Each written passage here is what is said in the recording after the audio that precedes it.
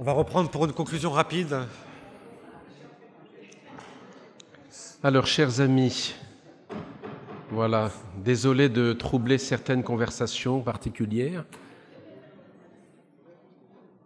Je vais parler un petit peu, vous donner quelques points de, je ne sais pas si c'est de conclusion, mais de réflexion. Et ensuite, Camille lui fera de même. Et puis, je vous lirai un texte que Bruno vient d'écrire sur son téléphone et qu'il nous a envoyé. Voilà, quelques lignes de ses propres conclusions, autant qu'il en avait la force ce soir. Alors moi, je voudrais simplement faire deux séries de remarques. La première va toucher aux fruits que j'ai tirés de ce séminaire de travail avec Bruno Latour et ce colloque que nous avons organisé autour de lui. Donc voilà, quelques fruits de ce travail depuis 3 ans, puisque nous avons commencé en janvier 2017. Et puis je vous parlerai aussi dans une deuxième série de ce qui me semble être l'avenir notamment pour les théologiens, puisque nous sommes ici dans cette salle quand même quelques-uns à y être consacrés. Théologiens et philosophes, pour moi ils sont toujours très proches les uns des autres. Alors d'abord les fruits de ce séminaire, qui était d'abord consacré à l'insensibilité et surtout aux sources de l'insensibilité écologique, puis ensuite au rapport entre cosmologie et théologie. Très concrètement, c'était un séminaire quasiment mensuel où des théologiens, des philosophes chrétiens recevaient ou d'autres philosophes, ou des scientifiques. Il y a eu un géochimiste, il y a eu un biologiste, et puis aussi des historiens des sciences, des anthropologues, voilà. Donc, et à chaque fois, on leur posait toujours 2 questions. Pensez-vous qu'il y ait une insensibilité à la tragédie écologique? Si oui, quel est votre diagnostic? D'où vient-elle? Et quels sont les remèdes? Voilà. Donc pendant 2 ans et demi, cette même question s'est posée. Et je peux vous dire que ce qui m'a beaucoup frappé, c'est que c'était 2 mondes qui n'avaient pas l'habitude de se rencontrer, qui commençaient à dialoguer. Parce que les théologiens n'ont pas l'habitude de rencontrer, par exemple, des anthropologues ou des scientifiques, comme Tim Lenton, et qu'inversement, ces scientifiques ont très peu l'occasion de dialoguer avec des théologiens. Je crois que le résultat, c'est que nous avons beaucoup de choses à nous dire et à confronter. Et même, je vais aller beaucoup plus loin. Je me suis posé une question pendant ce séminaire. Moi, j'enseigne depuis une 20aine d'années la théologie et la philosophie. Et je me demande pourquoi la majorité des philosophes français, des grands philosophes français que j'admire, qui ont été mes maîtres, comment se fait-il que depuis 20 ou 30 ans, ils soient passés à côté, parce qu'il faut être clair, soient passés à côté du choc de Gaïa, ou du nouvel état de la Terre, ou du nouveau régime climatique, ou du défi écologique, vous appelez ça comme vous voulez. Comment est-ce possible que les plus grands esprits de notre pays soient pour une grande majorité passent encore à côté du choc de Gaïa? Et je pense, c'est une de mes hypothèses après ces 3 années de séminaire avec Bruno, c'est que la plupart de nos grands philosophes ne connaissent rien à la science, ou très très peu à la science, ou ne discutent pas avec les scientifiques, ou ne passent pas du temps avec des biologistes, avec des géochimistes, et donc n'ont absolument pas encaissé la nouvelle représentation de la Terre, et donc la nouvelle représentation du cosmos qui est derrière tout cela, et donc restent vraiment à l'écart de ce qui est aujourd'hui un véritable tsunami, et voilà. Alors voilà, ils seront peut-être pas contents que je dise une chose pareille, mais je le pense vraiment que c'est dramatique pour Alors, mes amis philosophes qui sont des spécialistes des grands philosophes du XVIIe siècle et qui ne travaillent pas la science, mais je leur dis, comment pouvez-vous ne pas travailler la science alors que vous êtes des spécialistes de Descartes, de Pascal, qui sont tous à la fois des philosophes, des théologiens et des scientifiques. Bon.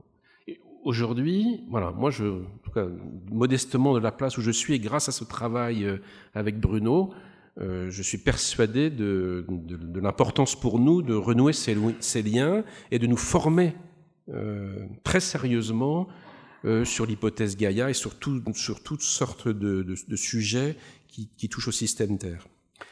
Par ailleurs, toujours dans cette cette symbiose, je ne sais pas ce qu'on peut dire, cet entremêlement, cette confrontation avec des penseurs très différents de notre monde. J'ai été frappé pendant ce colloque que ce sont des penseurs non chrétiens, d'abord non théologiens, non chrétiens, qui ont fait la lecture la plus profonde de Laudato Si. Parce que, voilà, c'est des gens comme Eduardo de Castro ou d'autres qui ont lu intégralement le texte et ont été capables aussi peut-être d'en pointer les limites. D'ailleurs, c'était à fin ce qu'a fait Eduardo ce matin, parce que c'était pointer les limites qui empêchent que Laudato Si porte son fruit. Voilà. De dire, attention, il y a des problèmes théologiques qui ne sont pas abordés, qui sont esquivés, et que vous auriez bien intérêt d'étudier, de mettre en œuvre, pour que Laudato Si porte son fruit. Bah, ça aussi, c'est pas banal, vous voyez. Avec Anne-Sophie, on travaille à la réception de Laudato Si dans les paroisses. Bah, c'est pas une mince affaire, je peux vous le dire. Il y a encore beaucoup de responsables de paroisses chrétiennes à Paris qui n'ont pas lu le texte. Et vous voyez, vous avez des penseurs comme Eduardo et Isabelle qui ont lu ce texte et qui le lisent d'une manière profonde. Donc voilà, ce compagnonnage entre des gens fort différents, en tout cas de mon côté, a été vraiment très bénéfique. Deuxième point, deuxième fruit de ce séminaire et de ce colloque, moi j'ai appris de ces penseurs l'importance de l'observation et de la description. C'est-à-dire que ce sont des pensées qui nous obligent à voir ce qu'on ne voit pas, et ce qu'on ne veut pas voir, ou ce qu'on a perdu l'habitude de voir. Moi, c'est une chose qui m'a beaucoup frappé en lisant à la fois Face à Gaïa, puis quelques textes de Lovelock et de Marguline, c'est quand même qu'ils étendent le nombre d'acteurs ou de puissances d'agir de manière assez extraordinaire, vous voyez, à toute une série d'êtres que nous ne voyons pas. J'ai été très frappé dans ce travail de lire l'enquête qu'Anat Singh, anthropologue américaine, a faite sur un champignon. Je ne sais pas si vous avez lu ce livre, Le champignon de la fin du monde.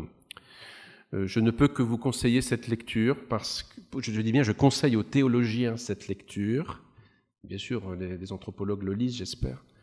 Mais je conseille aux théologiens de lire parce que vous allez voir l'attention aux détails, à des fourmillements, au fouillis, à ce que l'on ne voit pas d'habitude. Et je pense que c'est absolument salutaire pour nous.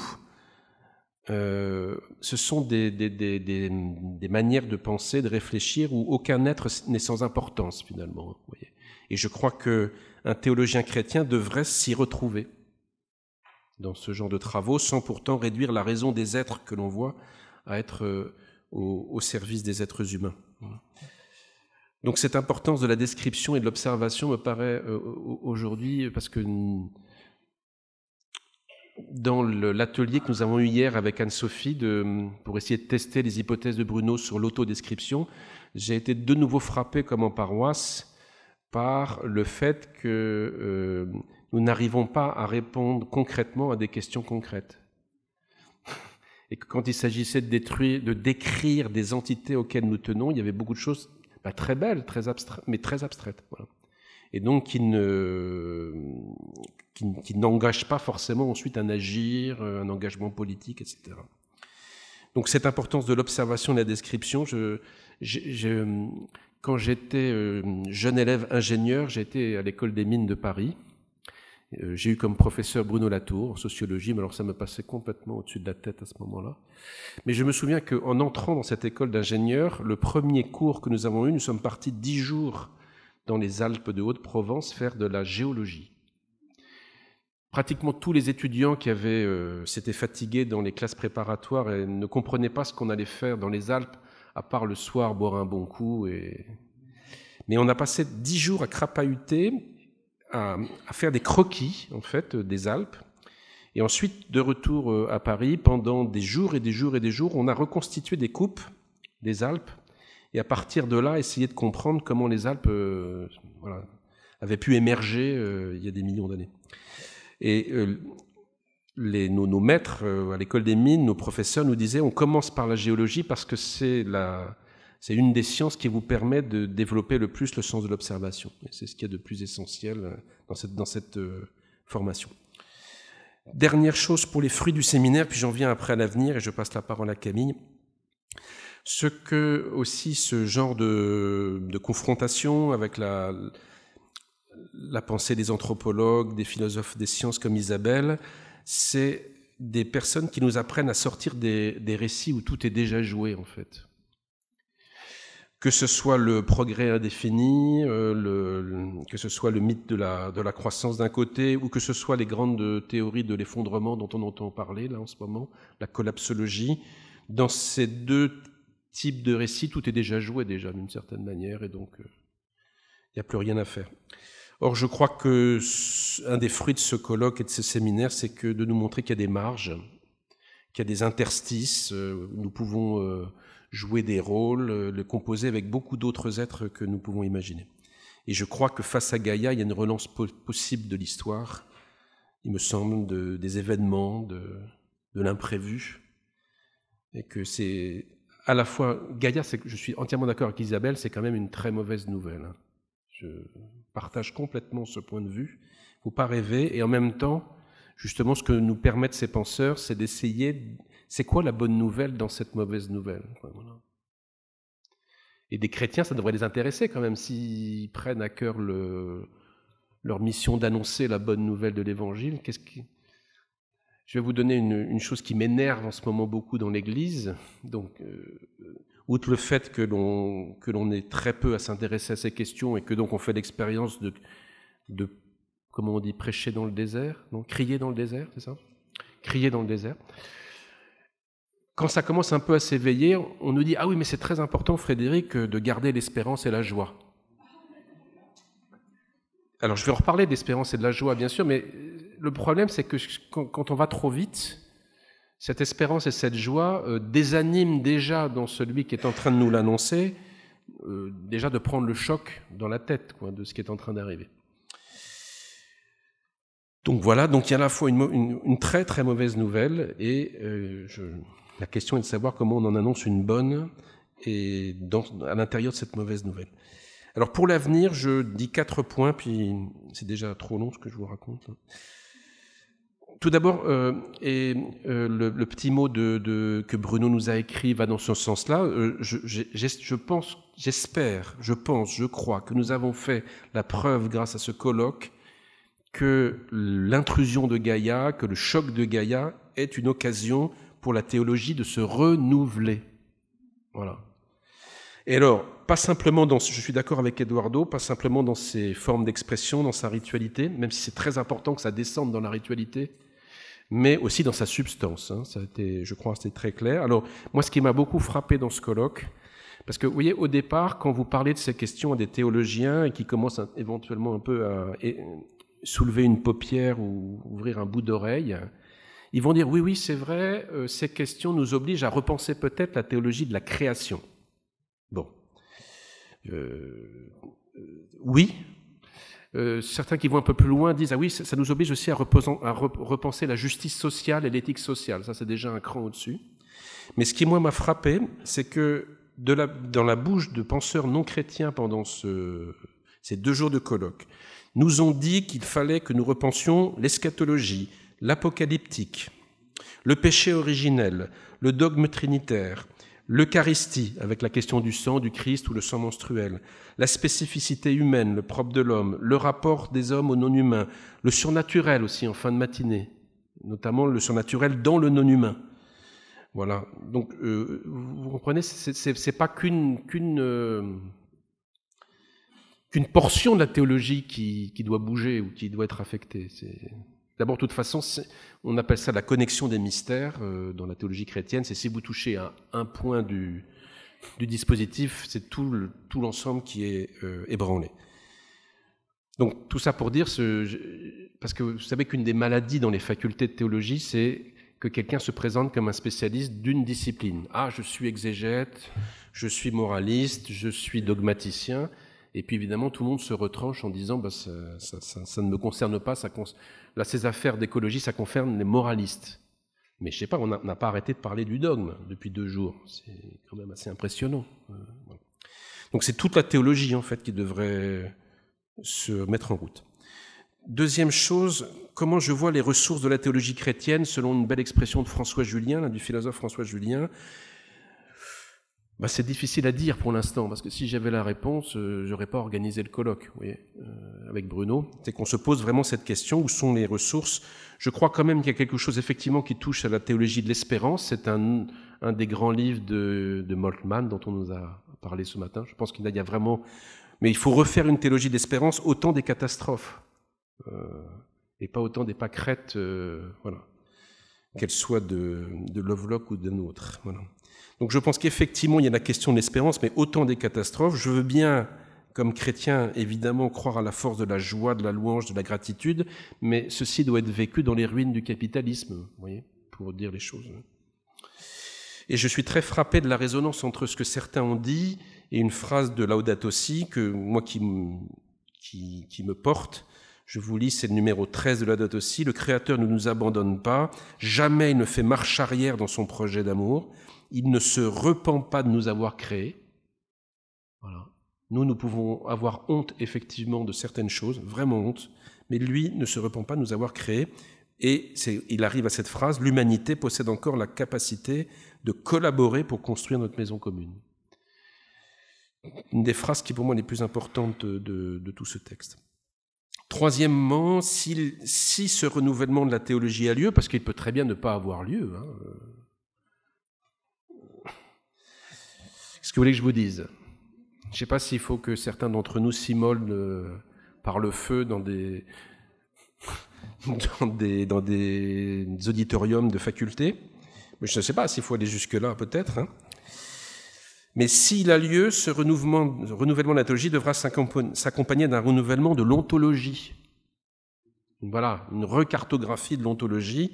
Et nous avons le projet, je peux l'annoncer avec Bruno, de relancer son enquête sur les modes d'existence. Vous savez, ce grande enquête, ce livre numérique et en même temps papier, sorti en 2012, Enquête sur les modes d'existence. Nous allons reprendre le travail parce que si Gaïa est ce qu'on nous a dit, l'enquête n'est pas terminée, quoi. Voilà. On doit continuer à regarder. C'est aussi un renouvellement de l'anthropologie. Les hommes face à Gaïa ou dans Gaïa devraient faire l'objet d'une nouvelle description, fine. Dernière chose, nous entendons avec Bruno poursuivre ce travail de recherche et de réflexion qui mélange des scientifiques, des philosophes, des anthropologues, des théologiens. Comme il a été dit, cette terre nous reste encore en fait très inconnue. Je pense que c'est bien de le savoir. Et nous sommes probablement qu'au début de nouvelles découvertes, donc c'est peut-être ça aussi une bonne nouvelle, c'est que quand bien même la vie va être beaucoup plus dure, il y a de nouvelles découvertes qui vont venir. Donc c'est un appel que je lance ici aux jeunes chercheurs et étudiants. J'espère qu'un colloque comme celui-ci, puisqu'on va essayer de faire après, vous auront donné le goût de vous lancer dans des travaux, je ne sais quoi, de toutes sortes de choses, des recherches, des réflexions sur ces sujets qui sont liés à l'intrusion de Gaïa. En tout cas, il y a du travail et des espaces pour vraiment de longues années. Voilà ce que je voulais vous dire. Et puis je passe la parole à Camille.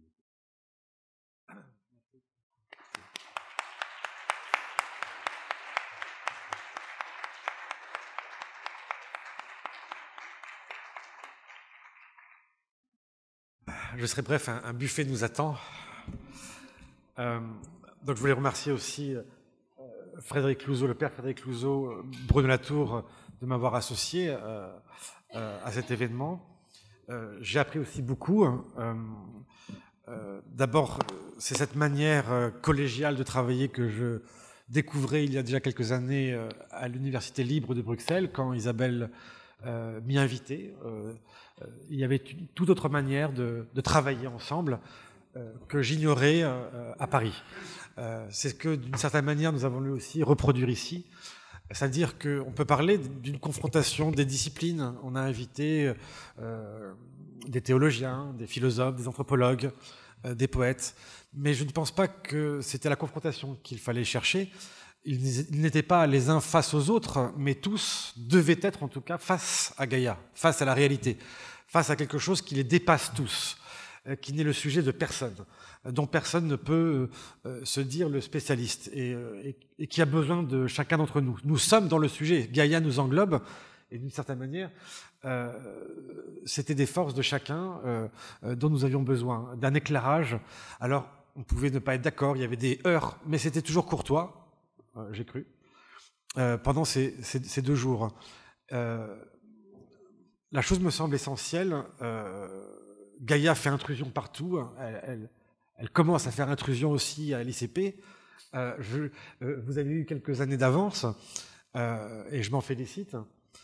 Mais néanmoins, ici ou là, dans les différents départements, certains se sensibilisent à cette question qui devient une urgence. Bruno Latour m'a convaincu effectivement qu'il fallait réintégrer les sciences dans la culture. C'est-à-dire qu'il y a quelque chose de tout à fait étonnant qu'aujourd'hui, la culture a mis à l'écart, séparé la science, la technique, qui est affaire d'experts. C'est l'art, c'est le cinéma, c'est la littérature, mais ça, en un sens, on se donne le droit d'ignorer. Donc nous avons une nouvelle représentation du monde qui nous est donnée par Gaïa et qui n'est pas intégrée, devant laquelle nous sommes insensibles. Je ne veux pas faire parler Bruno Latour ici, puisqu'il n'est pas là, mais je pense qu'il serait d'accord. J'ai produit un livre où j'ai l'impression que nous revivons le XVIe siècle, qu'il y a des similitudes entre ce siècle et le XVIe. Nous sommes déboussolés, nous sommes désorientés. Et là, je retrouvais une expression d'Emmanuel Mounier, qui est le fondateur d'Esprit. Il s'agirait de refaire la Renaissance. Nous sommes dans un moment où il est question peut-être de refaire la Renaissance, et cette Renaissance d'humanité, mais d'humanité cette fois-ci scientifique, pour reprendre le terme de Bruno Latour, d'autres humanités qu'il faut réintégrer dans nos cultures pour nous les réapproprier. Ça, c'était le premier point. Nous avons besoin de tous, y compris de poètes, pour porter cette parole. Le second point, c'est assez étonnant, cette question de l'insensibilité écologique. C'est-à-dire que normalement, quand on va dans une université, c'est pour un savoir objectif, c'est-à-dire pour essayer de se débarrasser de ce qui est imagination, sensibilité, etc., pour n'être que pure raison, rapport objectif au réel. Désormais, en quelque sorte, c'est le contraire. C'est comme si tout était renversé. Nous savions quelque chose, nous avions une représentation qui était là, que nous n'avions pas assimilée, et ce qui nous faisait défaut, c'était tout le reste. C'était pas la tête, c'était le corps, le cœur, l'imagination. C'est toutes ces facultés qu'il faut redéployer en quelque sorte pour redonner vie à un savoir en quelque sorte qui n'est que fantomatique. D'où cet appel à l'imagination, cet appel aussi à la sensibilité, à toutes ces disciplines qui doivent, en un sens, nous reconstituer corps et âme. Moi, ce dont j'ai besoin maintenant, dans ce dialogue, ce n'est plus de savoir. Cette quête de savoir m'apporte peu si je n'arrive pas à croire à ce que je sais, à m'y rendre sensible. Voilà. Et pendant 2 jours, même si il y a eu quelques chocs, mais c'est précisément pour nous faire revivre, et je m'en félicite. Voilà, donc c'était ces 2 points qui m'ont le plus marqué, et en espérant que ça se poursuive. C'est-à-dire, non pas forcément en reprenant une chaire ou un séminaire tout particulier, mais je pense que cette question-là, justement, doit traverser tous les départements, toutes les facultés, que désormais, elle doit s'introduire dans tous les savoirs, dans le département de théologie comme dans le département de lettres, d'histoire, que ce soit désormais une composante, exactement comme, en un sens, il ne devrait pas y avoir de parti des Verts, et que l'écologie devrait être, au contraire, l'affaire de tous. Et elle est devenue, j'espère, notre affaire désormais. Voilà.